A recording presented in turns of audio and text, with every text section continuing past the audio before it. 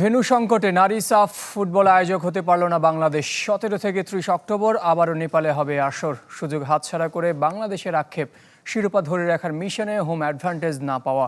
এদিকে এবছর club championship শুরুর ঘোষণা থাকলেও করতে পারছে না সাফ। বিশ্বমানের থার্মিক্স রড, সালাম স্টিল থার্মিক্স, দেশের একমাত্র থার্মিক্স রড।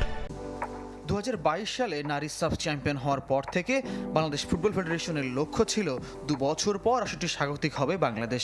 কর্তারা আত্মবিশ্বাস নিয়ে একাধিকবার বলেছেন 2024 সালে বাংলাদেশেই হবে আসর, কিন্তু অবশেষে আবারও নেপালের কাঠমান্ডুতেই হবে নারী সাফ।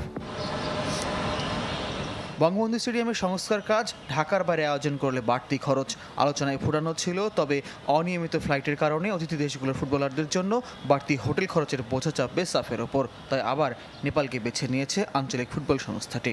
আমরা 3টা দেশের থেকে আগ্রহ পেয়েছিলাম, তার মধ্যে বাংলাদেশ একজন, আর 2টো দেশ হচ্ছে নেপাল এবং ভুটান।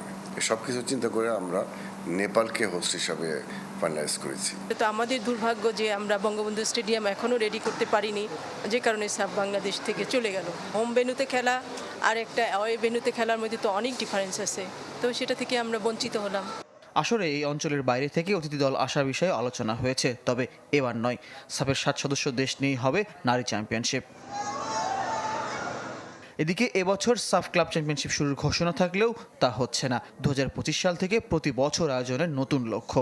নেক্সট ইয়ারে ইনশাল্লাহ এটা করব, এবং এটা কিন্তু সেন্ট্রালাইজ টুর্নামেন্ট আর হচ্ছে না। আমরা চেষ্টা করছি যেটা হোম অর অ্যাওয়ে করতে। একটা টিম 6টা ম্যাচ খেলবে। নারী চ্যাম্পিয়নশিপের আগে চলতি বছর বয়সভিত্তিক 2 টুর্নামেন্ট বাকি সাফের, যার একটি নেপালে, অন্যটি ভুটানে। ফয়জুল ইসলাম, চ্যানেল 24, ঢাকা।